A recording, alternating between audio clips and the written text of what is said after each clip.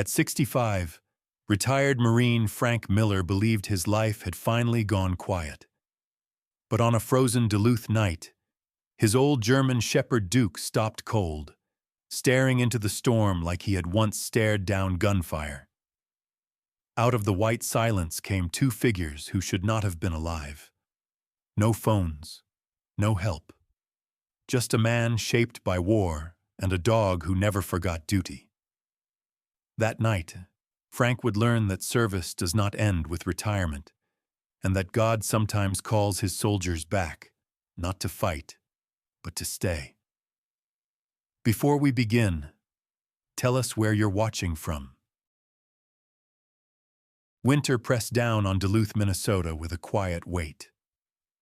The city lay frozen beside Lake Superior, streets emptied, wind dragging snow across asphalt like ash from an unseen fire. Frank Miller lived at the edge of town where the trees began.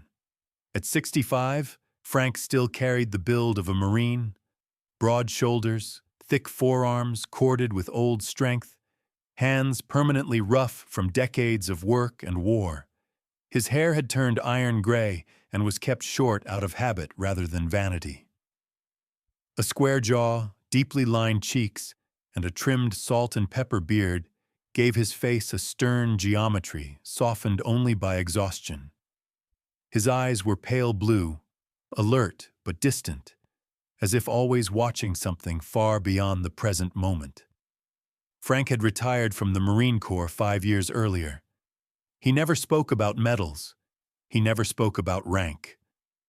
What remained of the war lived quietly inside him, shaping his posture, his silence, the way he scanned empty streets without realizing it. The war had taught him discipline, precision, and control. It had also taken his sleep, his wife, and his sense of belonging in a world that moved on without him. The small wooden house he lived in had been his wife's idea. She had loved the trees, the quiet, the sense that nature still remembered how to breathe. After she died from heart failure 3 winters ago, the house became too quiet. Frank learned quickly that silence could be louder than artillery. That was why he walked every evening. Beside him moved Duke, a 10-year-old German Shepherd with a heavy frame and a muzzle dusted gray. Duke's ears no longer snapped upright at every sound, but they still lifted with purpose. His gait was slower now, his back slightly stiff in the cold. Yet there was nothing weak about him. Duke had the calm vigilance of a veteran who no longer rushed, but never ignored danger. Duke had served with Frank overseas, not officially on paper, but in every way that mattered. Explosions, gunfire, night patrols, long stretches of silence broken only by breath and trust. Duke had learned Frank's moods the way soldiers learn terrain. He knew when Frank was slipping back into memory, when nightmares crept too close, when a gentle nudge or a steady presence could pull him back. To Frank, Duke was not a pet. Duke was proof that loyalty could survive violence. Proof that something pure could walk through war and still come out whole. That evening, Frank pulled on his old field jacket, the same one he wore in winter drills years ago. The fabric was worn thin at the elbows, the collar permanently bent. Duke waited by the door, tail moving slowly, eyes steady, patient as always. The weather report had warned of an incoming storm, heavy snowfall, high winds, possible whiteout conditions overnight. Frank listened without reacting. He had heard worse warnings in worse places. They did not plan to go far. Just the usual route down the quiet road and back. Frank needed the movement. The cold helped keep his thoughts sharp. When he stayed inside too long, memories found him. Faces he failed, voices he never answered in time. Outside, the cold bit hard. Each breath burned clean and sharp in his lungs. Snow crunched beneath their boots and paws. The city felt abandoned. as if everyone else had already decided to hide from the night. As they walked, Frank noticed his hands tightening and loosening inside his gloves, a habit he never managed to break. Somewhere deep inside, a part of him still waited for orders. The streetlights flickered as the wind picked up. Snow began to fall thicker, swirling sideways. Duke slowed and lifted his head. His ears angled forward, his nose twitched. Frank noticed immediately. He stopped walking. Years of training had wired him this way. Before thought came awareness. Before fear came assessment. "What is it, boy?" Frank said quietly. Duke did not growl. He did not bark. He simply stood still. Weight shifted forward, eyes fixed on something ahead through the snow. Frank followed his gaze. At first it looked like shadows moving against the white. Then the shapes took form. Two figures struggling forward, leaning into the wind, their steps uneven. An older man and a woman. They moved slowly, awkwardly, as if each step cost more than it should. Frank felt something tighten in his chest. He moved forward without hesitation. As he drew closer, he could see them clearly. The man was tall but thin, shoulders hunched inside a light winter coat that offered little protection. His face was narrow, deeply lined, skin pale and wind burned. He leaned heavily on a wooden cane, his breathing shallow and labored. His gray hair clung damply to his forehead beneath a wool cap pulled too low. The woman beside him was smaller, wrapped in a long coat several years out of date. Her silver hair escaped from beneath her hood in loose strands, whipping across her face. Her hands trembled as she held the man's arm, her posture bent protectively toward him. Her eyes were wide, alert, frightened, but stubbornly determined. Frank recognized that look. Pride mixed with fear. The look of someone who had survived long enough to hate asking for help. "Evening," Frank called out, raising one hand slowly so he would not startle them. His voice was calm, controlled, the same tone he once used to talk frightened civilians out of danger zones. They stopped. The man's chest rose and fell too fast. The woman tightened her grip. "We're fine," the man said, though his voice betrayed him. Hoarse, weak, thin with cold. Frank closed the distance and took in the details. Pale lips, slight tremor in the hands, the subtle sag of someone fighting exhaustion. "You're not fine," Frank said gently. "You shouldn't be out here." The woman swallowed. "Our power went out. Phones too. My husband needs his heart medication. We thought we could make it to the next block." Frank glanced at Duke, who had moved to stand slightly in front of the woman, body angled against the wind, a quiet shield. "How long have you been walking?" Frank asked. The man hesitated. "Long enough."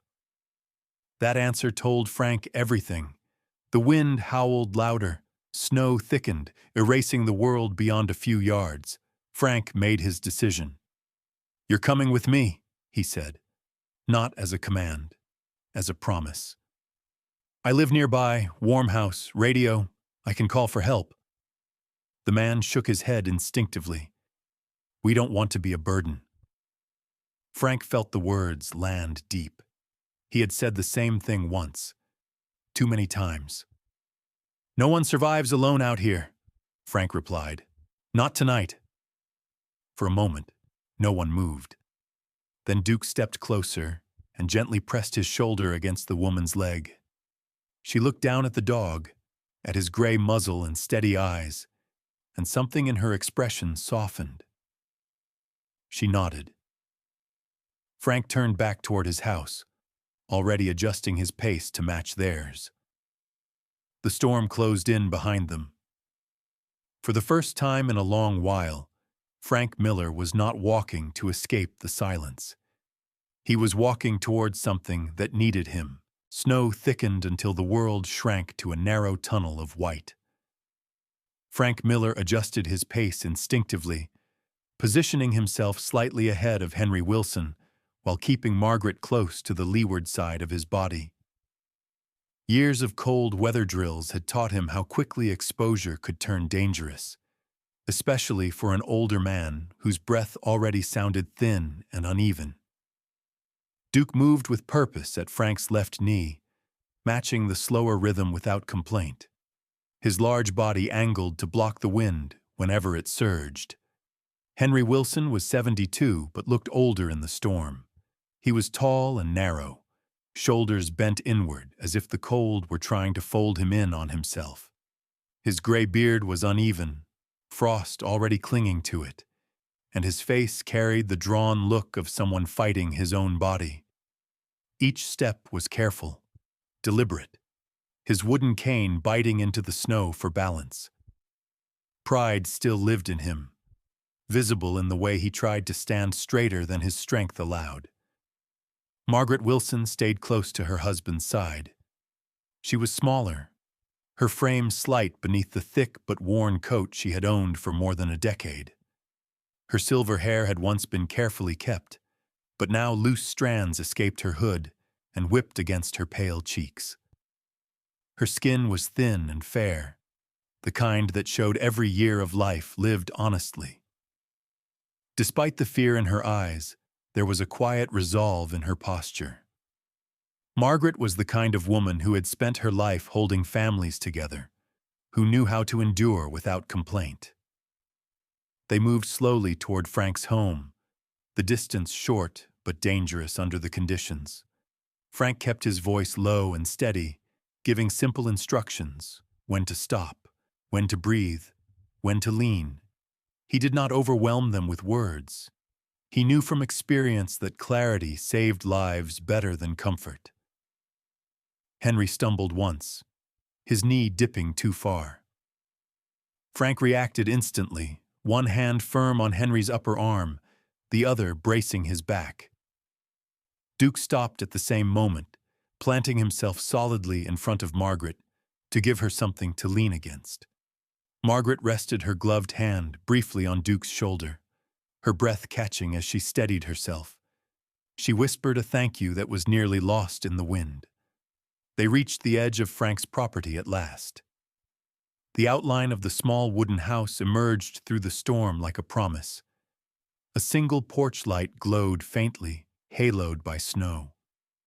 Frank felt tension release from his chest that he had not realized he was holding. Inside, warmth greeted them slowly. Frank moved with practiced efficiency. He guided Henry to a sturdy armchair near the wood stove, easing him down with care. Henry's breathing was still fast, his lips tinged blue at the edges.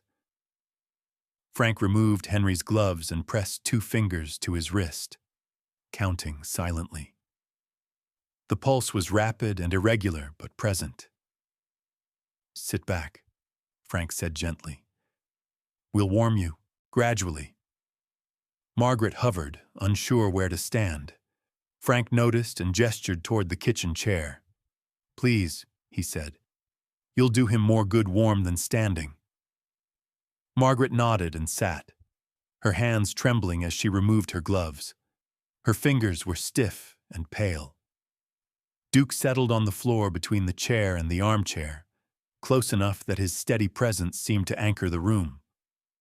Frank lit the stove carefully, feeding it small pieces of wood rather than rushing the fire.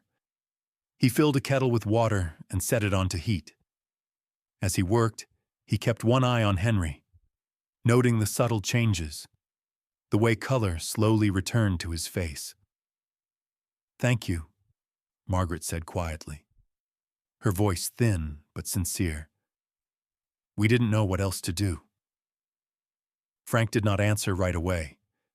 He poured warm water into 2 mugs and added a small amount of sugar, handing one to Margaret, then holding the other for Henry to sip slowly. "You did what you thought you had to," Frank said finally. "That's enough for tonight." Margaret's eyes filled, but she did not cry. She had learned, long ago, to keep tears for moments when they could not interfere with survival. Frank reached for the emergency radio mounted on a shelf by the window. He turned the dial until static gave way to a faint but clear signal. He reported the situation calmly, giving their location, Henry's age, symptoms, and the weather conditions. The dispatcher's voice crackled back, professional and reassuring. Rescue crews were delayed but aware. They would come when the roads allowed. Henry listened quietly, his breathing easing as the heat spread through his body. When Frank finished the call, Henry managed a weak smile. "You sound like you've done this before," Henry said. Frank met his gaze. "Too many times." There was no bitterness in his tone, only fact. Margaret studied Frank more closely now. She took in the broad shoulders, the old military jacket, the way he moved with deliberate calm. "You were a soldier," she said softly. "Yes," Frank replied. Duke lifted his head at the sound of Frank's voice, eyes half closing again when he heard the familiar tone. Margaret watched the dog with quiet admiration. "He's beautiful," she said, "even with the gray." Frank's mouth curved into the faintest smile. "So am I, apparently." The comment surprised them both. A brief, fragile laugh slipped from Margaret before she could stop it.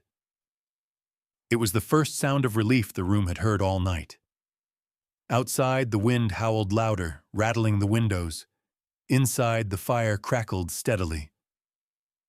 Frank took a seat across from Henry, keeping watch without making it obvious. Duke remained between them, breathing slow and even. For the first time since stepping into the storm, Frank felt grounded. Not because the danger had passed, but because he was no longer walking alone through it.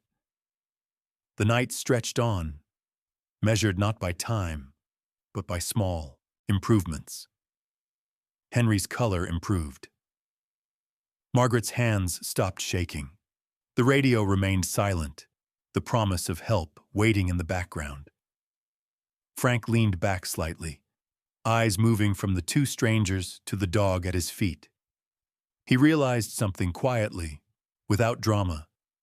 This was not a mission.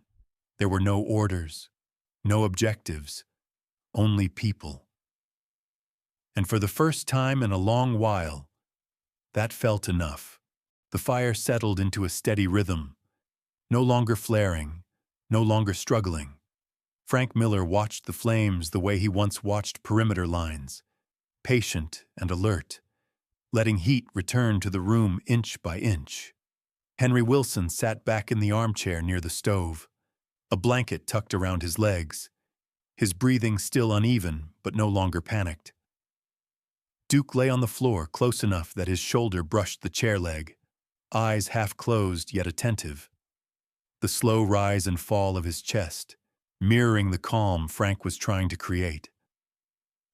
Margaret Wilson stood by the counter at first, unsure where to put herself. Frank noticed the way her shoulders stayed lifted, as if she expected to be asked to move at any moment. He set a mug of warm broth into her hands and guided her gently to the kitchen table.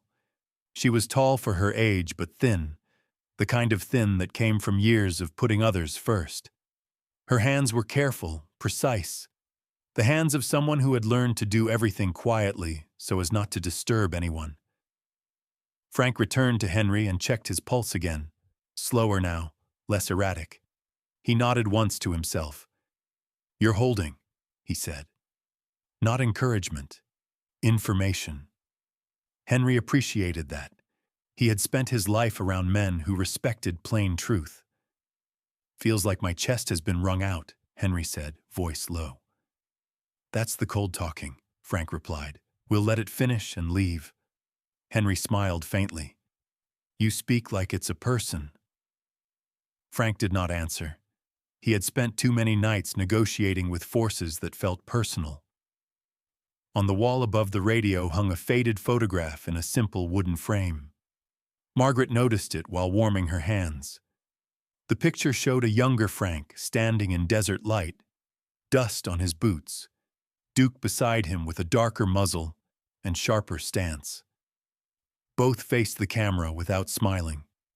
"That was taken overseas," Margaret said softly, more statement than question. "Yes," Frank replied. "You look younger," she added, then immediately shook her head. "I'm sorry, that sounded foolish." "It's accurate," Frank said. "Time does that."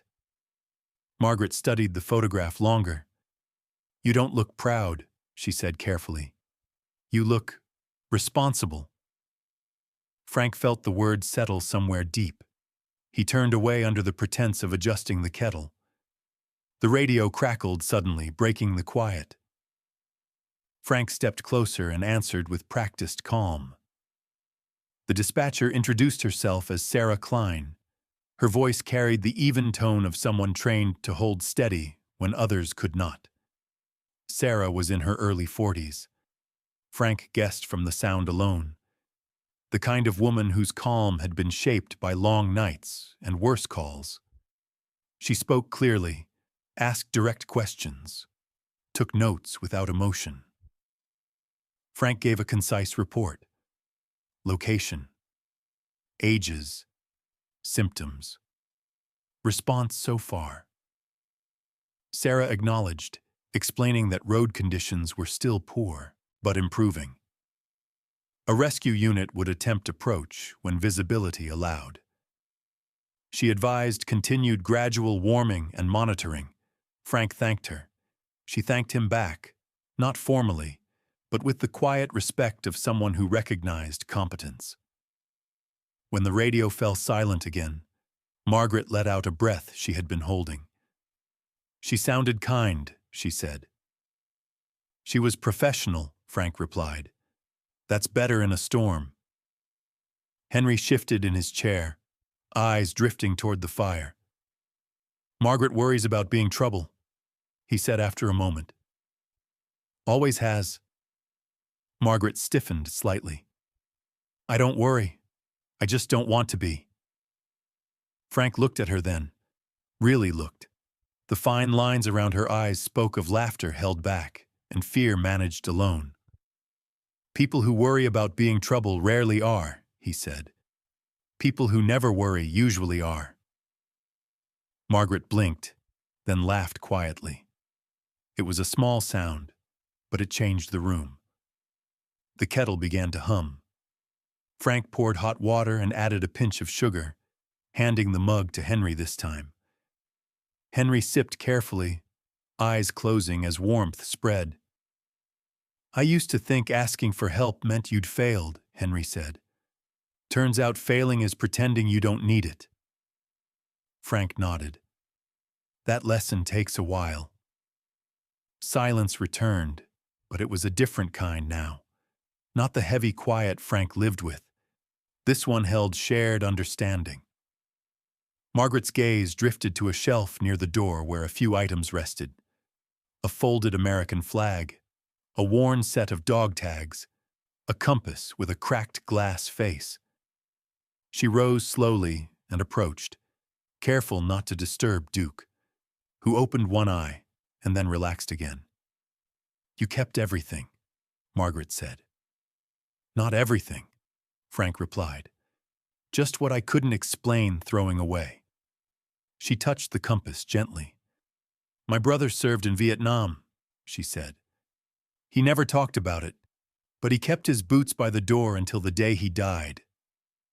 Frank absorbed that quietly. He knew the type. Henry cleared his throat. "I worked maintenance at the harbor," he said. 30 years? Storms, broken equipment, long nights. Not war, but you learn what cold does to people." Frank met his eyes. "You learn who keeps going." Henry smiled. "And who knows when to stop."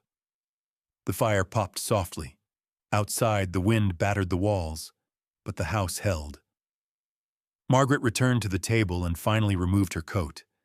Underneath, she wore a simple sweater, threadbare but clean. She looked smaller without the layers, older too, but lighter somehow. "I didn't want to call anyone," she said after a while, her voice barely above the crackle of the fire. Everyone around us is old.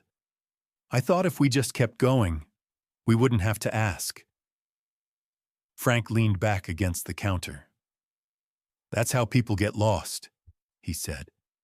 Not because they don't know the way, because they don't want to be seen, needing it. Margaret nodded slowly, tears gathering but not falling. Thank you for seeing us. Frank felt the words land with weight.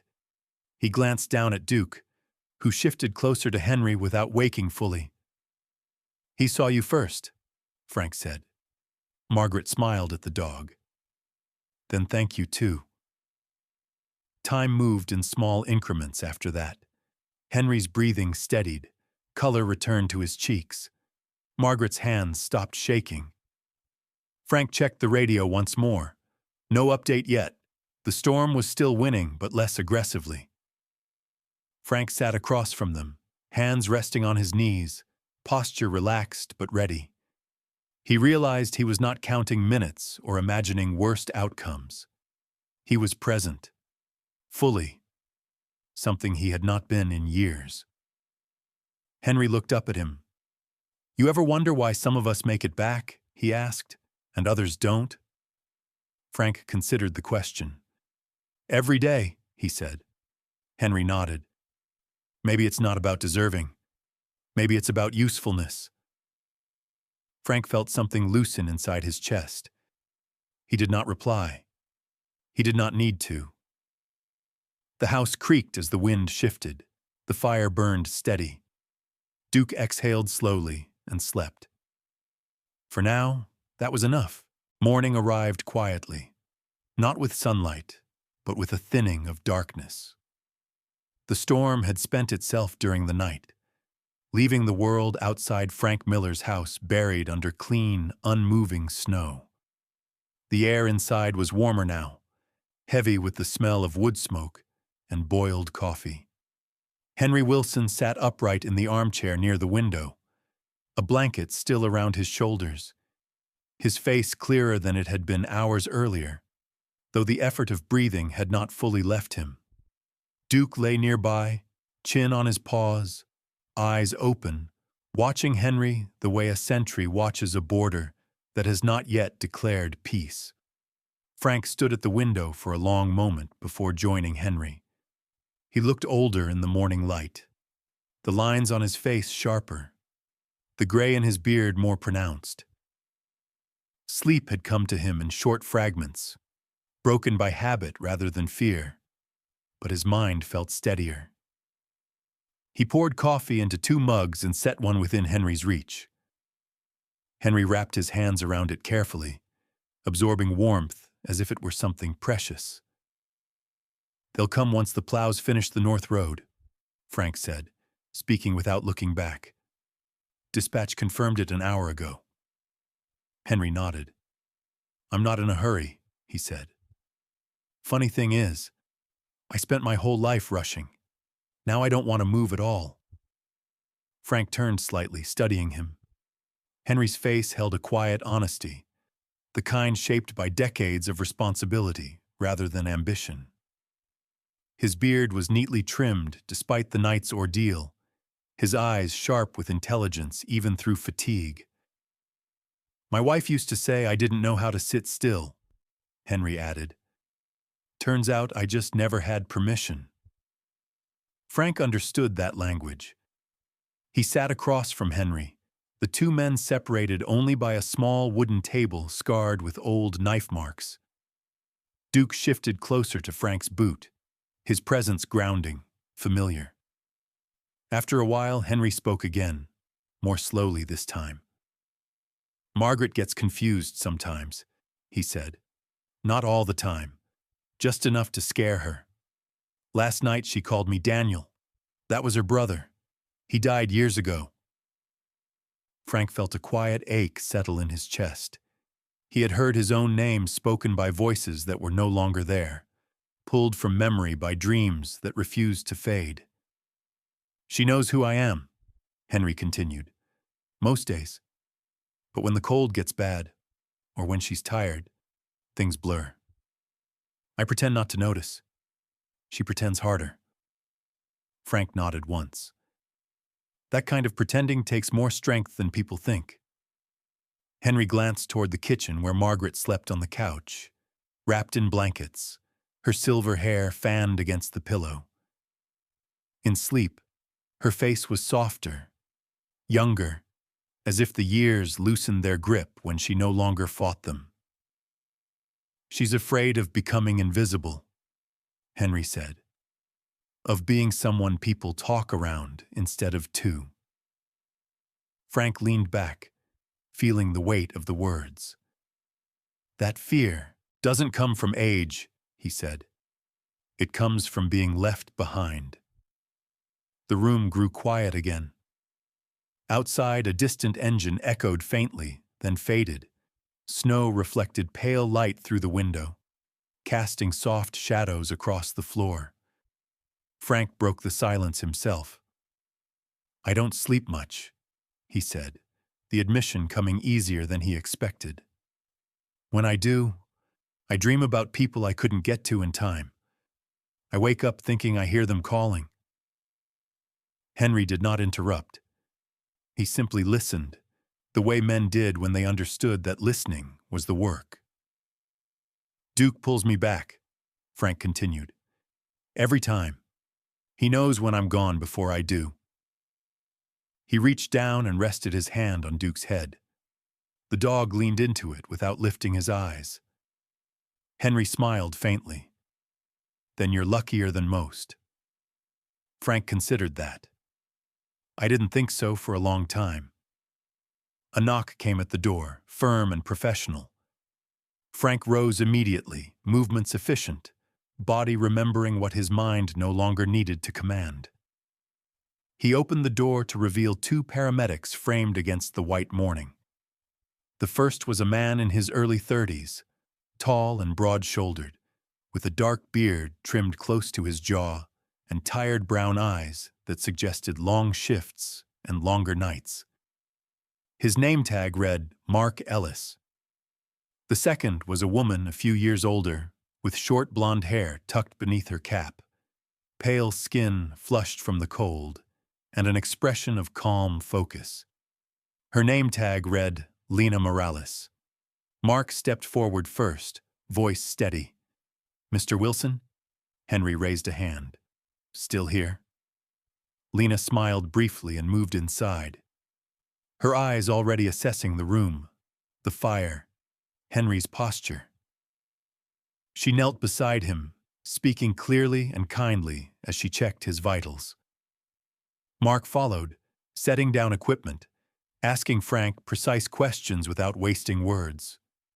Frank answered just as precisely. Symptoms, timeline, response, medications, exposure duration. You did everything right, Lena said quietly to Frank as she finished. Gradual warming, monitoring, calling early. Frank accepted the words without pride. Praise had never been the reason he acted. Margaret stirred as the stretcher was brought in. She sat up, confusion flickering across her face before recognition settled in. When she saw Henry being prepared for transport, she reached for him instinctively. I'm here, Henry said gently. I'm not going anywhere. She nodded, relief washing over her features. Her eyes moved to Frank then, clear and focused. She stood slowly and took his hand, gripping it with surprising strength. Last night, she said softly, you didn't just save my husband, you saved my faith in people. Frank swallowed. He had faced gunfire with less difficulty than he faced gratitude. Duke stood as the stretcher was lifted, his posture alert but calm. He followed until Frank placed a hand on his collar. The dog stopped, watching Henry disappear through the doorway, eyes steady, understanding without needing explanation. The door closed. The house fell quiet again. Frank stood for a moment, listening to the fading sound of the ambulance engine. Then he exhaled slowly, the tension finally leaving his shoulders. He knelt and rested his forehead briefly against Duke's, a gesture born of habit and trust. "It's done," he said quietly. Duke breathed out, tail thumping once against the floor. Frank rose and looked around the room. The chairs were slightly out of place. The mugs sat half empty. Evidence of lives intersecting briefly and meaningfully. He realized then that the night had changed something in him. The past had not disappeared. It had been acknowledged, named, and set down gently, just long enough for him to breathe. Outside, the snow waited. Inside, the fire burned low but steady. Frank Miller stood in the small house at the edge of town and understood something he had not before. Surviving was never the end of the story. Learning how to stay present was. Spring arrived late in Duluth, Minnesota, the kind of reluctant thaw that carried winter in its bones. Snow still clung to shaded corners, and lake winds cut sharper than the calendar promised, but the light had changed. Frank Miller noticed it first in the mornings when he stepped onto the porch with a mug of coffee and Duke at his side. The air smelled less like iron and more like wet pine. Duke, now 10 years old, moved slower across the yard, his black and tan coat dulled slightly with age, gray spreading along his muzzle like frost that refused to melt. Yet his eyes remained clear and watchful, the same eyes that had scanned desert roads and frozen streets alike. Frank adjusted his pace to match Duke's, a habit that felt less like compromise and more like respect. Months had passed since the blizzard. Henry Wilson had recovered steadily at the hospital, his heart stabilizing with proper medication and care. Margaret began visiting Frank not long after the roads reopened, usually in the late mornings when the sun sat low but determined. She was smaller than Frank remembered, her frame thin but upright, silver hair pinned neatly beneath a knitted cap, even when the weather warmed. Her skin carried the softness of age touched by resilience, and her eyes held a steady kindness that came from surviving fear without letting it harden her. She often brought warm bread wrapped in cloth, or a pie that filled the house with sweetness and memory. They spoke of ordinary things, the weather, the lake, how Henry complained about hospital food. Margaret laughed easily now, though the laughter had a careful quality, as if she measured joy to make sure it would last. Frank never asked too many questions. He had learned that people shared what they were ready to share, no more, no less. Duke greeted Margaret each time with a slow wag of his tail, leaning into her hand when she knelt to pet him. She always spoke to him first. "That dog kept us alive," she would say softly, as if repeating a truth made it permanent.